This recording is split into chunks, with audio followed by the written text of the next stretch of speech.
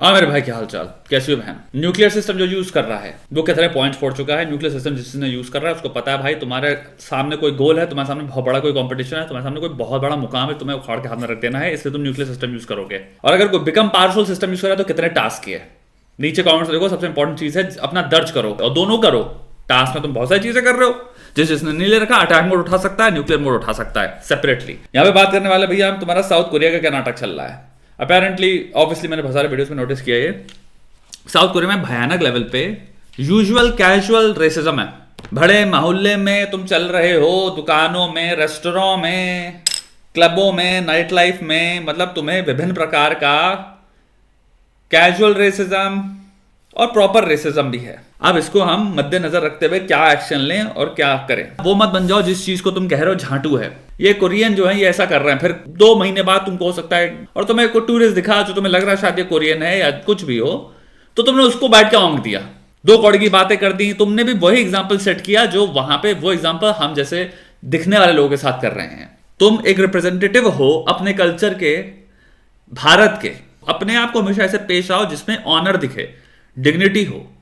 सामने वाला कहे जिससे भी मुलाकात हुई, जिससे भी बात हुई, अच्छा एक्सपीरियंस था। जब भी तुमसे कोई मिले तो उसको यह फील होना चाहिए जिससे तुम्हारे कल्चर का नाम ऊपर होगा, तुम्हारे धर्म का नाम ऊपर होगा, तुम्हारे देश का नाम ऊपर होगा। अब आए दूसरी चीज, बॉयकॉट। भगत सिंह का एक सिंपल सी बात है भाई, इन लोग को सुनाने का, क्योंकि हम जो कहना चाहते थे उसके लिए बम मारना जरूरी था। कभी कभी बहुत बड़ी नॉइज ही होती है, ह्यूमन नेचर के अगर पर्सपेक्टिव में आ जाए कि अगर छोटी मोटी चीज करो, आप अगर बैठ के वीडियोस बनाओ अवेयरनेस पे वो करो, तो इतना लोग नहीं सुनते, इतनी झांट फर्क नहीं पड़ता। इंसान को ह्यूमन नेचर के अंतर्गत अर्जेंसी चाहिए टू टेक एक्शन।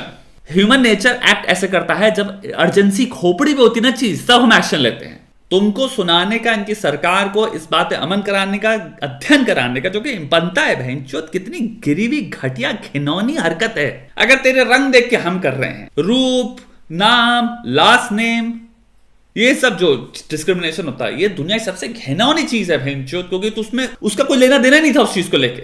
इसमें कोई 2 वर्ड नहीं है। और ये बात अगर इनको नहीं समझ में आ रही तो भाई इनके कल्चर में प्रॉब्लम है बहुत बड़ी।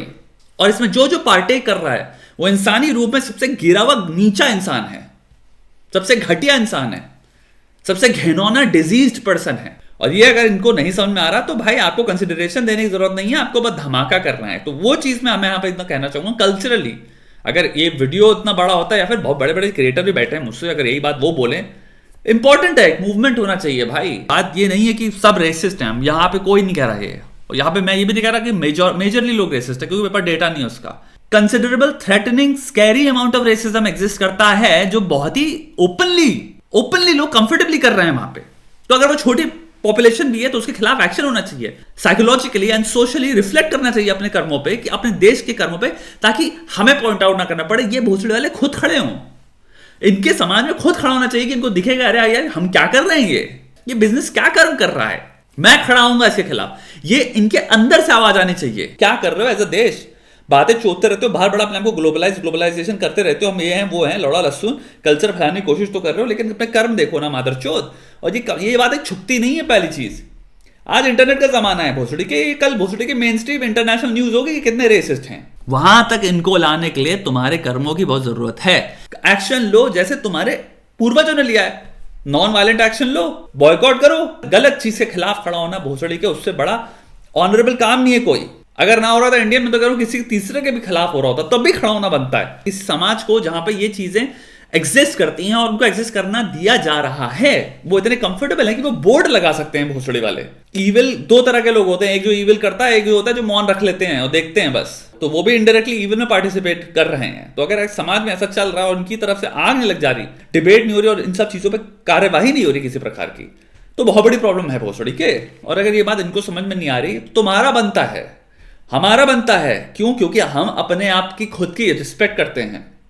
अगर सेल्फ रिस्पेक्टिंग बीइंग हो, अगर अपना आदर करते हो, अपने अंदर आन है और थोड़ी सी भी शान है भोसड़ी के, तो तुम्हारे खिलाफ किसी की बकरचोदी और 2 कौड़ी का व्यवहार सहने की जरूरत नहीं है। दुनिया में ये एटीट्यूड होता है ना कि अरे चल रहा है, मेरे को फर्क क्या पड़ता है, सह लेते हैं, भाग भोसड़ी के, इसको मिट्टी में मिलाओ। जायज बात कह रहा हूं, तुम्हें कोई ओपनली कह रहा तुम लौड़े हो और तुम नीचे हो। अब यहां पर एक सिंपल प्रश्न आता है, मानते हो ये बात? नहीं मानते हो ना? अगर नहीं मानते तो उसको नजरअंदाज मत करो, इसको कहो कि भोसड़ी के अपना जो भी ये तरह की सोच है इसको बदलो, क्योंकि हम तो नीच नहीं है, और जो तुम ये कह रहे हो ना, ये भी हम एक्सेप्टेबल नहीं है हमारे लिए, और इसके लिए तुम्हें कर्म लेने पड़ेंगे। आवाज उठाओ, सोशल मीडिया पे आवाज उठाओ, अवेयरनेस करवाओ। करोड़ों लोग की पॉपुलेशन है, भैंसों का इतना सेंस आ जाए हमारे अंदर। अब आए मेन चीज पे, देखो भैया, हमारा एक बहुत पुरानी परंपरा है देश में अपने कल्चर को इतना बड़ा ना समझने का। पहली चीज आती है, मैं सेल्फ अवेयर बनूं, मैं आ कहां से रहा हूं, मैं समझूं उन गहराइयों को और उन ताकतों को। तुम्हारे कल्चर की जो स्ट्रेंथ है उसको लेके अवेयर बनो। और दूसरा भाग आता है, क्योंकि तुम एक कोश हो उस कल्चर के, तो तुम भी ताकतवर बनो, ताकि तुम दुनिया में जहां पे भी जाओ तुम एक indirect representative, indirect as well as direct representative बनते हो अपने कल्चर के। तुम एक एम्बेसडर हो भाई, तुमको मिलके लोग ओपिनियन फॉर्म करेंगे भारतीय लोग कैसे होते हैं। अगर तुम में ताकत है, तुम में जज्बा है, तुम में कैपेसिटी है, कैपेबिलिटी है, तुम बैठते हो भैंचो 4 में आते लोग हिल जाते हैं, तो कहेंगे भाई भारतीय लोग यार दम है उनमें। एक्चुअल में इंसानी दिमाग ऐसे चलता है। अपने आप को पूरा भरो, ताकतवर बनाओ, खूबसूरत बनाओ। और ये बात कह के मर गया मैं। और ये समाज कभी नहीं बन सकता ताकतवर जब तक वो भोसड़ी का इंटरनेट पे बैठ के तुम घंटे चोतते रहोगे चूतियापे में। अब यहां पे बुरा लगेगा, लगे भोसड़ी के, लेकिन एक बात बता दे रहा हूं, जिस तरफ दुनिया आगे बढ़ रही है, जीतने वाला वो है, वो समाज है, वो इंडिविजुअल है जो फोन को नीचे रख देगा। गुलामी चल रही है भाई, एक अलग स्केल पे गुलामी चल रही है, और तुम्हारा छोटा सा उस गुलामी से मुक्ति का पार्ट यही है कि भैंचो तुम कितना ज्यादा किस ऐप में गुलामी में फंसे हुए हो।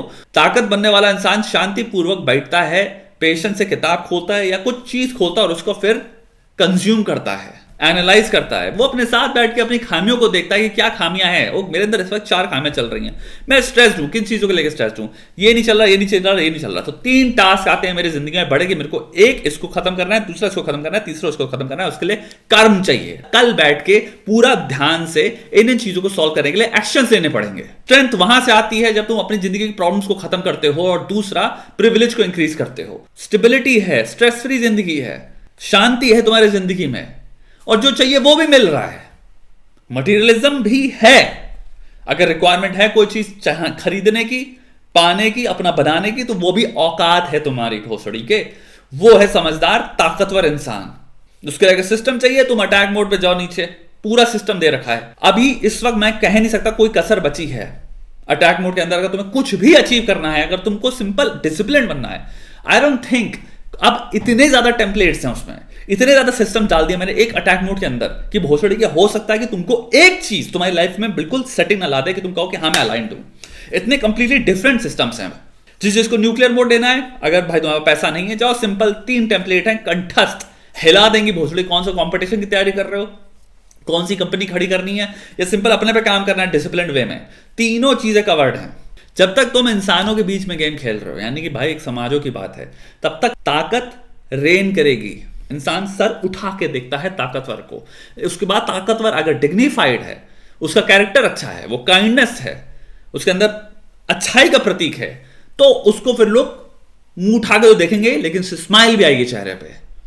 और अगर वो भोसड़ी प्रताड़ना करता है तो आदमी तब भी सर उठा के देखेगा, लेकिन अंदर गाली बकेगा भोसड़ी का। तो ये डिफरेंस है। लेकिन ताकत सेंट्रल है बे साइकोलॉजिकली परसेप्शन में। पावरफुल को इंसान व्यू करता है विद रिस्पेक्ट एंड 5 बार सोचता है भोसड़ी के कि हम इनको बारे में क्या बोलें क्या ना करें। और वहीं कमजोर के साथ इंसान को लाड़ फर्क नहीं पड़ता। अभी क्या है परसेप्शन, यहाँ पे क्या ये सब जो कर रहे हैं, जो उछल रहे हैं भोसड़ी वाले, ये कहां से आ रहा है? ये इस परसेप्शन से आ रहा है ना कि हम उछल सकते हैं, हम बहुत ताकतवर हैं। इनको फिर दिखाओ भाई ताकत क्या होती है। उसके लिए तुम्हें ताकतवर एज इंडिविजुअल बनना पड़ेगा।